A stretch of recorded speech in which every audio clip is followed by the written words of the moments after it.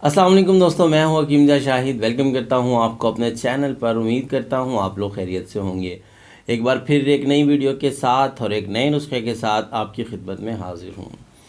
आज हम बात करने वाले हैं एक ऐसे नुस्खे की जो कि बड़े ज़रूरतमंद लोगों के काम आने वाला है, और उन लोगों के लिए जो बेचारे बहुत परेशान भी होंगे और वो चाहते होंगे किसी तरीके से हमें कोई ऐसा नुस्खा मिल जाए कि इस आदत से हमारी जान छूट जाए।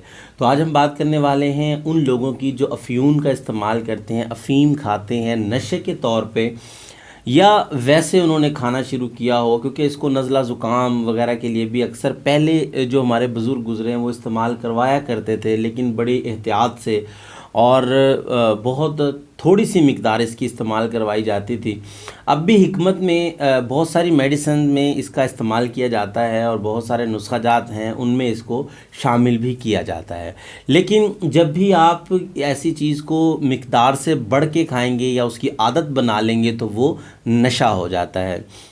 तो आज का हमारा नुस्खा इसी हवाले से होगा कि जो लोग इस आदत में पड़ चुके हैं अफ़ीम खाने की, जो बहुत ज़्यादा मतलब शिद्दत इख्तियार कर गई है और बहुत बेचारे वो परेशान हैं और किसी तरीके से इसको छोड़ना चाहते हैं। अब या ये उन लोगों के लिए कारआमद होगा जो चाहते हैं कि हम अफ़ीम को छोड़ दें। ये ऐसा नहीं है कि एक आदमी अफ़ीम का नशई है, मतलब आदी है उसका, और वो इसको इस्तेमाल करेगा और उसको छोड़ देगा, ऐसा नहीं होगा। हाँ, चाहत का होना बहुत ज़रूरी है कि एक इंसान तंग है कि मैं नशा कर रहा हूँ, यार मैं इस बुरी आदत से बहुत तंग हूँ, कोई ऐसा तरीका मिल जाए कि मेरी इससे जान छूट जाए। या फिर आपके कोई मातहत हों, या आपका बेटा ऐसा कोई काम कर रहा है, या आपका कोई छोटा भाई है वो इस्तेमाल कर रहा है और आप लोग चाहते हैं कि वो बच्चा जो है या आपका भाई जो है या कोई भी हो, घर का कोई भी फ़र्द जो है इस गंदे नशे को जो है छोड़ जाए, तो ये बहुत कारआमद नुस्खा होगा आज का आपके लिए। और ये एक ऐसा गंदा नशा है कि इसमें आदमी बिल्कुल अजीब कैफियत हो जाती है, मतलब उसको दीनों दुनिया किसी चीज़ की ख़बर नहीं रहती और बहुत सुस्त आदमी वो हो जाता है जो अफ़ीम का नशा करता है। किसी काम में मतलब उसका दिल नहीं लगता, नकाहत बहुत ज़्यादा आने लग जाती है और आसाब जो हैं वो कमज़ोर होना शुरू हो जाते हैं और बहुत ज़्यादा खुश्की हो जाती है, क्योंकि ये खुश्क होता है इसका मिजाज, तो वो खुश्की की तरफ चला जाता है।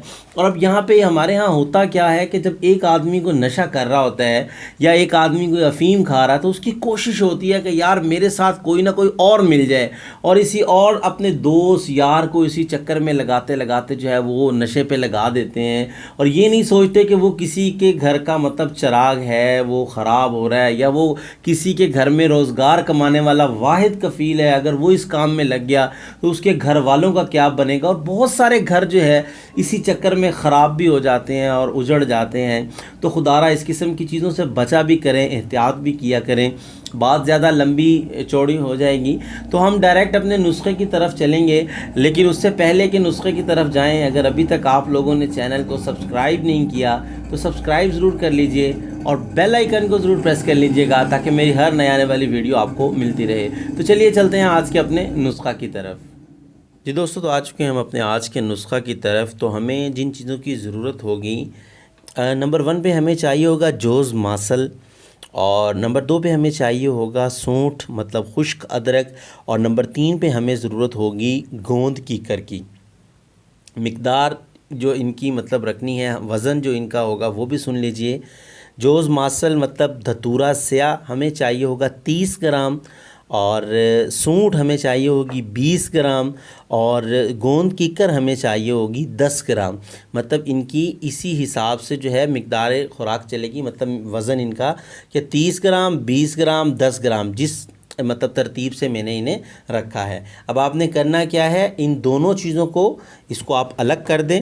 इन दोनों चीज़ों को आपने बिल्कुल बारीक पाउडर कर लेना है, छान लेना है छन्नी के साथ दोनों चीज़ों को, मतलब 30 ग्राम जोज़ मासल और 20 ग्राम सूंठ को आपने अच्छे से बारीक कर लेना है। और जब आप इसे बारीक कर चुके होंगे तो गोंद कीकर को आपने अलग से पीस लेना है, किसी भी चीज़ में बारीक कर लें। थोड़ा सा पानी इसमें डाल लें, इसका लुआब बना लें। पानी डालेंगे आप जैसे तो ये लेसदार लुआब बन जाएगा, और जैसे ये लेसदार लुआब बनेगा आपने जो पाउडर होगा वो इसमें डाल देना है और इसको आपने अच्छे से गूंद लेना है। जैसे घर में औरतें आटा गूंदती हैं वैसे आपने इसको अच्छे से गूंद लेना है, क्योंकि ये गोंद कीकर है, ये बड़ा सख्त मतलब वो आटे की तरह हो जाएगा सारा जो आपका सफ़ूफ होगा। उसके बाद आपने اچھے سے چیک کر لینا ہے کہ اب یہ گولی مطلب بنانے کے قابل ہو گیا ہے، اتنا گاڑھا رکھنا، پانی زیادہ نہیں ڈالنا، یہ ضرور احتیاط کیجئے گا۔ میں پھر بتا رہا ہوں کہ پانی اتنا ڈالنا ہے کہ آپ کا آٹے کی طرح سخت ہو جائے، سخت آٹے کی طرح وہ گن جائے۔